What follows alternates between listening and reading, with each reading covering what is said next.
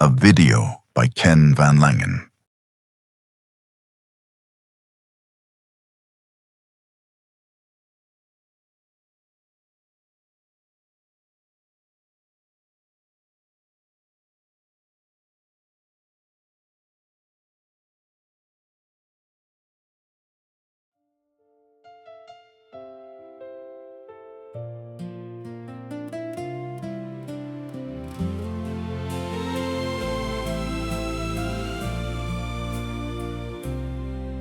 Down Great Egg Harbor, where the tall pines grow, the tide rolls gentle and the salt winds blow.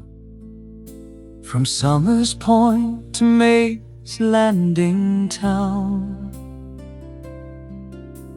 Captain Steelman earned his renown. He sailed the bay with a fearless crew. Every channel and every slough he knew. A patriot born on Jersey sand, ready to fight for his newborn land. Oh, raise your voice for Captain Steelman, son of the bay and the Pine Barrens land. The river remembers, the marshes still know, where the tides of old Jersey forever flow. A British prize lay hard aground, tea and cargo all around. Steelman answered freedom's call, gathered his neighbors one and all. For weeks they worked through surf and rain, hauling freight with sweat and strain. Little did they know that night, darkness carried a deadly fight. John Bacon came beneath the moon, silent as an autumn dune, while weary patriots slept ashore. The quiet night became a war. No trumpet sounded, no warning cried, only courage where brave men died. Captain Steelman stood his ground on Jersey soil, forever bound. Now the osprey circles overhead, above the places where they bled. The marsh grass whispers through the breeze, carrying stories across the seas. From Weymouth Forge to Summers Cove, their names still travel where sailors rove. Every lighthouse shining bright keeps their memory through the night. So here's to those who held the line among the cedar, oak and pine, from May's Landing to Absecon Bay. Their courage never fades away. Raise a toast where the gulls still fly, beneath the broad New Jersey sky. Captain Steelman's name will be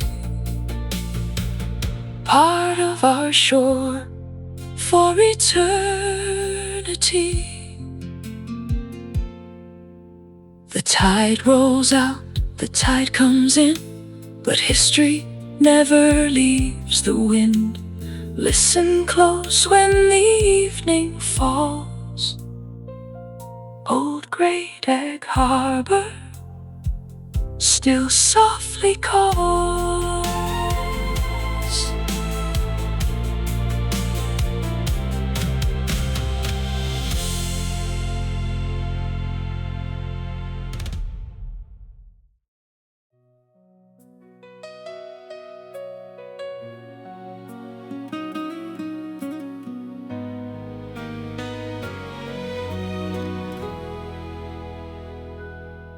Before the devil had a name, before the story spread, a family built their lives out here where the marsh and cedar met. They carved a farm from wilderness, watched their children learn and grow. No one could have guessed their name would become the one we know. Daniel Leeds put ink to page, an almanac beneath the sky. He wrote of stars and changing moons, and wondered how and why. His words stirred up a growing storm. The Quakers drew a line. They called his books too bold, too strange, too worldly for their time. History's written by the winners, or so the old folks say. Sometimes truth gets left behind as legends find their way. A family became a whisper grew to fear. 300 years have passed them by, yet people still come here. The children bore the Leeds name proud, working fields beside the bay, building homes and raising crops, just trying to earn their way. Then every tale grew darker still, with each retelling told. Facts became forgotten as the rumors all took hold. They spoke of Mother Leeds one night, a 13th child, a curse, a being wing, a frightened cry. Each storyteller worse. No witness wrote the tale down then, no record told it true. But every generation added something new. Now only broken bricks remain, hidden deep beneath the trees. A weathered stone, an old foundation, roots wrapped around history. The cemetery keeps its watch, old family names endure.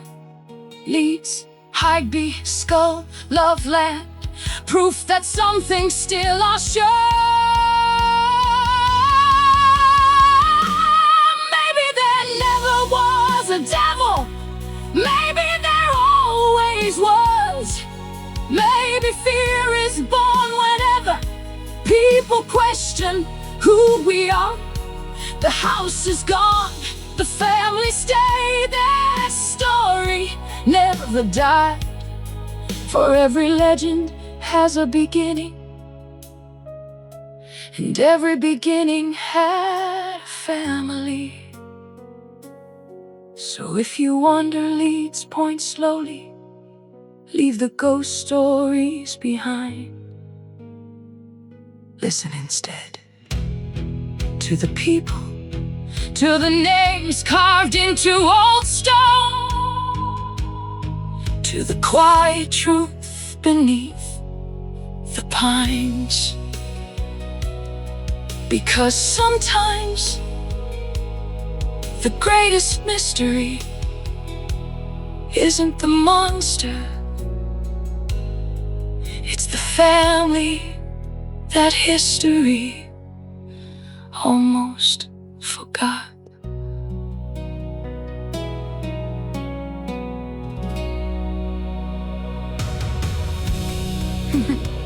Yeah.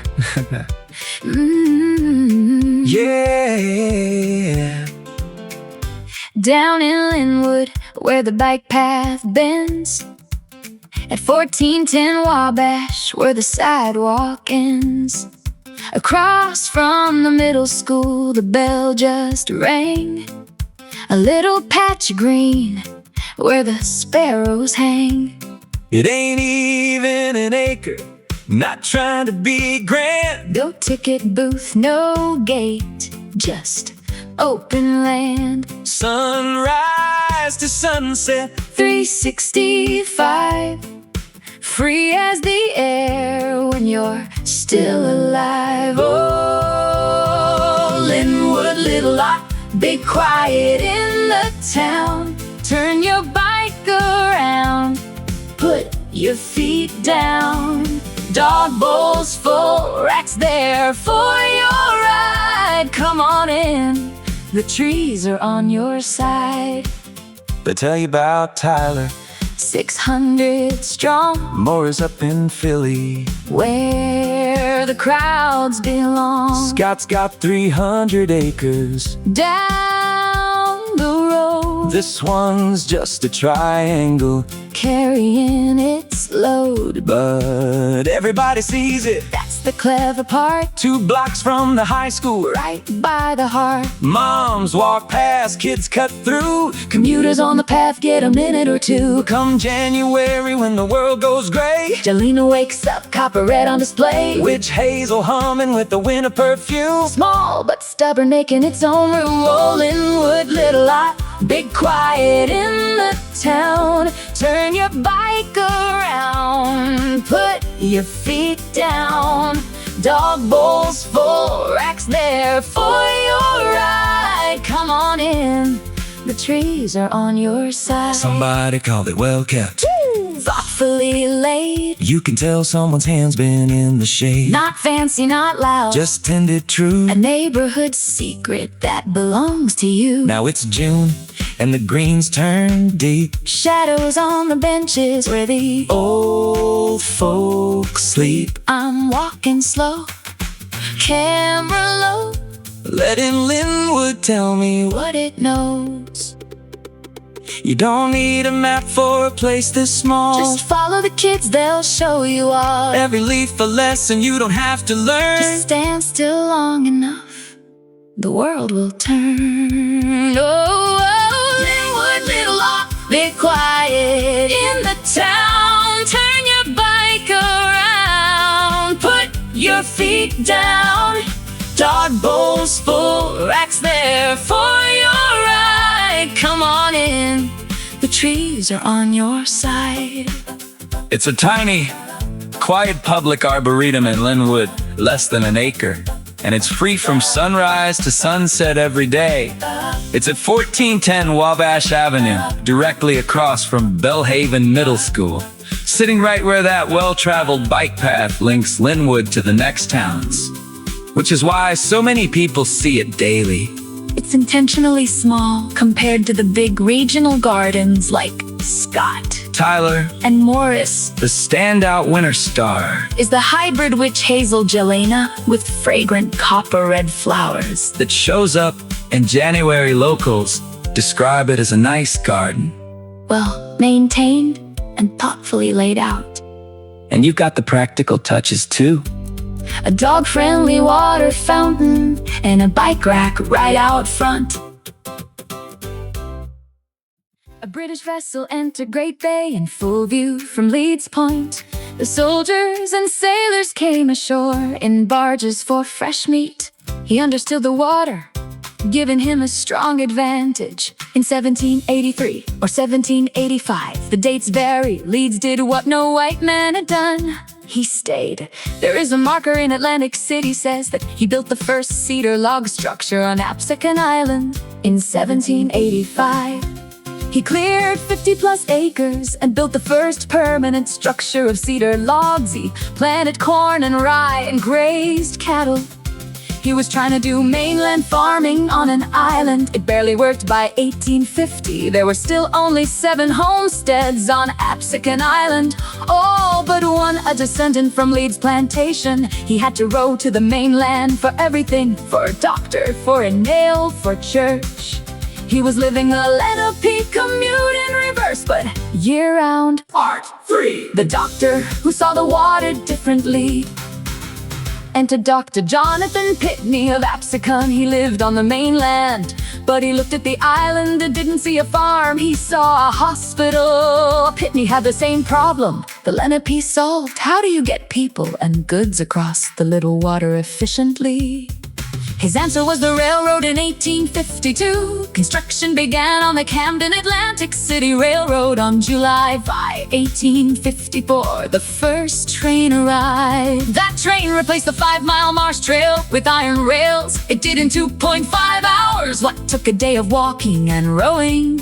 But the water still killed people. On April 16, 1854, 3 months before that first train, the Powhatan, a vessel carrying 3 Woodland German immigrants, sank off the coast. At the urging of Dr. Pitney, a lighthouse was erected in 1854. That Absecon lighthouse, 171 feet tall, still standing in the inlet, was built because the water between mainland and island was still dangerous work, even for steamships. The lighthouse was originally at the edge of the ocean. It now stands over a half-mile from the beach. The island moved, the water moved, the work stayed the same. Get across safely. From work to boardwalk. Pitney and his engineer Richard Osborne named the streets after oceans and states, and sold lots. The first road from the mainland, a toll road from Pleasantville, wasn't finished until 1870. After 17 years of construction. The businessmen had one problem the Lenape never had: sand in the hotel lobbies. In 1870, they built an 8-foot wide wooden walk to keep sand out. That was the first boardwalk. Think about that. The Lenape built a 5-mile shell trail through the marsh to get to the island to work. The Victorians built a 6-mile wooden trail on the island to keep from working.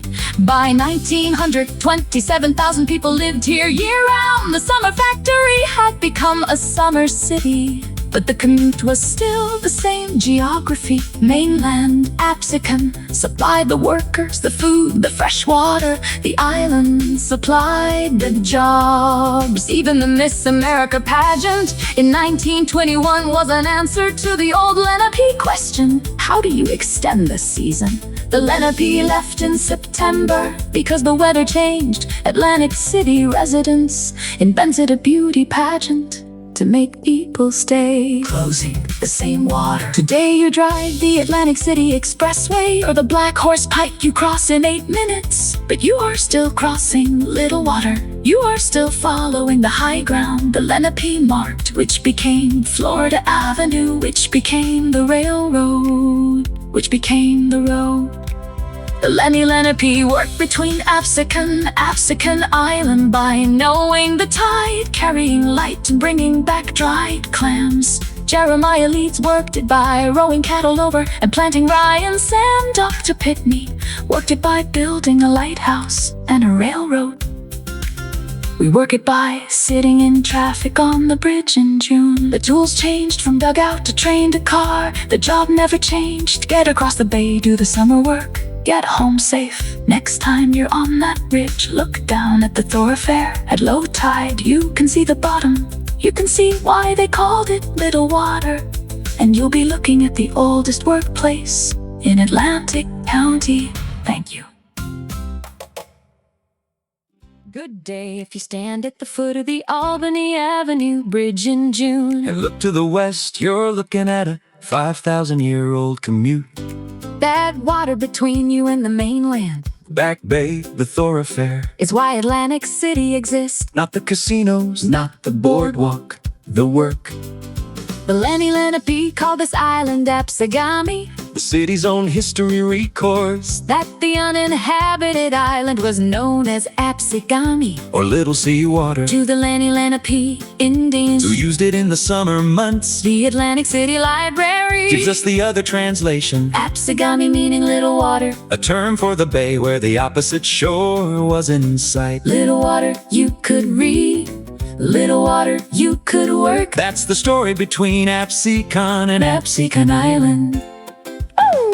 The Lenape did not live on Apsicon Island year-round. Their winter towns were up the Mullica, the Great Egg Harbor, and the Bass Rivers, where there was fresh water, shelter, and firewood. The island was the summer job site, and they got here the hard way. The official city history is very specific. The original inhabitants of Apsicon Island, on which Atlantic City rests, were the Lenape Indians. The Lenapes would travel over the old Indian Trail from the mainland to the island to spend the summer months. The trail, which was located approximately where Florida Ave is today, was 5 miles long over the marshland. 5 miles, not on a road, on a footpath of cord grass hummocks and oyster shell. You timed it for low tide. At the end, you didn't walk across, you rode. Another source describes it exactly. They traveled over a 5-mile trail through the marshlands and then rowing across the bay. What did they do when they got here? The history says the Indians would partake of the abundance the ocean and bay had to offer, along with the varieties of wildlife and flora of the island. Let me translate that into work. Families left their winter bark houses. Women packed woven burden baskets with bone awl, shell scrapers and clay pots. Men carried dugout canoes on their shoulders for the portages.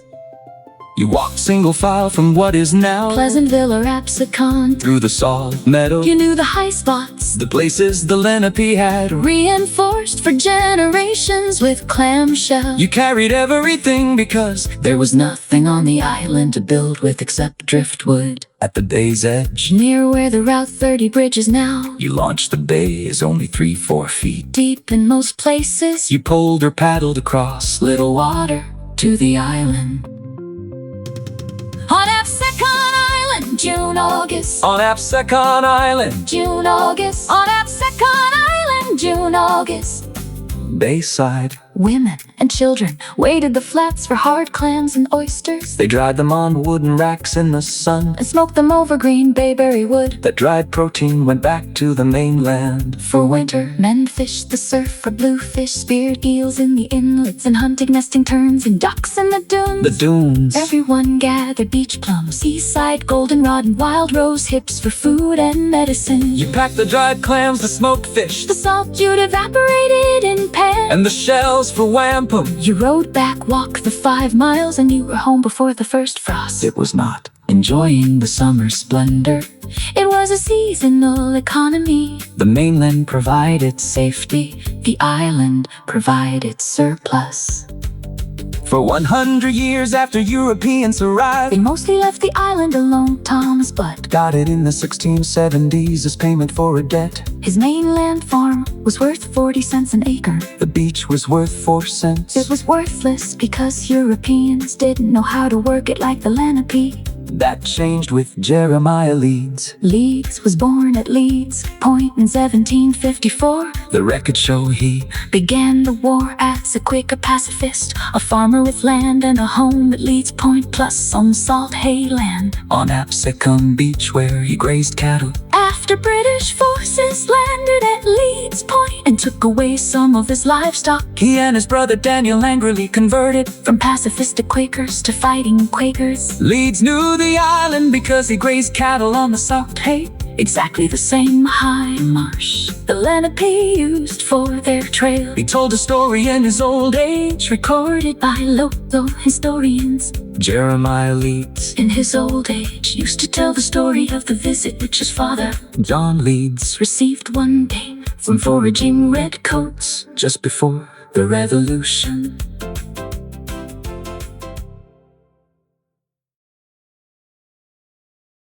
British vessel entered Great Bay. In full view from Leeds Point, soldiers and sailors came ashore in barges for fresh meat. He understood the water. In 1783 Or 1785, the dates vary. Leeds did what no white man had done. He stayed. The marker in Atlantic City, says he, built the first cedar log structure on Absecon Island in 1785. He cleared 50+ acres. And built the first permanent structure of cedar logs. He planted corn and rye and grazed cattle. He was trying to do mainland farming on an island. It barely worked. By 1850, There were still only 7 homesteads on Absecon Island. all but one a descendant from Leeds plantation. He had to row to the mainland for everything. For a doctor, For a nail, for church. he was living the Lenape commute in reverse, but year-round. Part 3! The doctor who saw the water differently. Enter Dr. Jonathan Pitney of Absecon. He lived on the mainland. But he looked at the island and didn't see a farm. He saw a hospital. Pitney had the same problem. the Lenape saw How do you get people and goods across the little water efficiently? His answer was the railroad. In 1852, Construction began on the Camden. Atlantic City Railroad. On July 5, 1854, the first train arrived. that train replaced the 5-mile marsh trail with iron rail. It did in 2.5 hours. What took a day of walking and rowing. But the water still killed people. On April 16, 1854, 3 months before that first train, the Powhatan, a vessel carrying 311 German immigrants, sank off the coast. at the urging of Dr. Pitney, A lighthouse, was erected in 1854. that Absecon lighthouse, 151 feet tall, still standing in the inlet. was built because the water between mainland and island was still dangerous work Even for steamships. The lighthouse was originally at the edge of the ocean. it now stands over a half-mile from the beach. The island moved, the water moved, the work stayed the same. Get across safely. Part 4, From Work to Boardwalk. Pitney and his engineer Richard Osborne named the streets after oceans and states and sold lots. The first road from the A mainland toll road from Pleasantville wasn't finished until 1870. after 17 years of construction. The businessman had one problem: The Lenape never had. sand in the hotel lobbies. In 1870, They built an 8-foot wide wooden walk to keep sand out. that was the first boardwalk. Think about that. The Lenape Built a 5-mile shell trail. through the marsh to get to the island to work. The Victorians built a 6-mile wooden trail on the island to keep from working. By 1900, 27,000 people lived here. Year-round The summer factory, had become a summer city. but the commute was still the same. Geography, Mainland Absecon supplied the workers, the food, the fresh water. the island supplied the jobs. Even the Miss America pageant In 1921 was an answer to the old Lenape question. How do you extend the season? Lenape left in September. Because the weather changed. Atlantic City, Residents invented a beauty pageant. to make people stay. Closing. The same water, Today you drive the Atlantic City Expressway. or the Black Horse Pike. You cross in 8 minutes. But you are still crossing little water. You are still following the high ground. The Lenape marked, Which became Florida Avenue. which became the railroad. Which became the road. The Lenape Work between Absecon and Absecon Island, by knowing the tide. carrying light. Bringing back dried clams. Jeremiah Leeds Worked it by rowing cattle over. and planting rye and sand. Dr. Pitney, Worked it by building a lighthouse. and a railroad. We work it by Sitting in traffic on the bridge in June. the tools changed from dugout to train to car. The job never changed. Get across the bay. Do the summer work, get home safe. Next time you're on that bridge, Look down at the thoroughfare at low tide. you can see the bottom. You can see why. They called it Little Water. And you'll be looking at the oldest workplace in Atlantic County. Thank you. Thank you.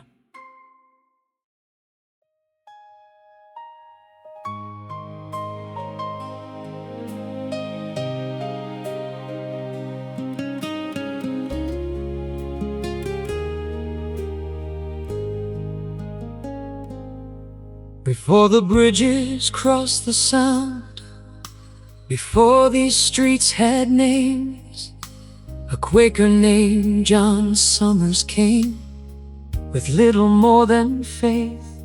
He looked across Great Egg Harbor Bay, where cedar met the sea.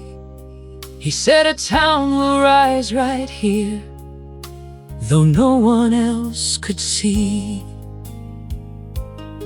He built a ferry stout and true for farmers, traders, kin. If you were bound for Cape May shore, John Summers took you in. From sunrise light to lantern glow, his boat would never fail. He stitched two lonely shores together with every crossing sail. Here's to the Summers family, whose story still remains. They built with timber, brick, and hope, not looking after fame.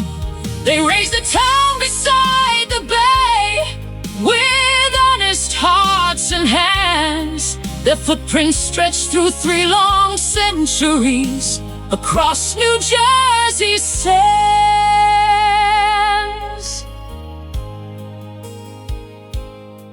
Young Richard watched the harbor grow, the ships come and depart. The sea had already claimed his dreams before it claimed his heart. He left these quiet Jersey shores to wear the navy blue when pirates ruled.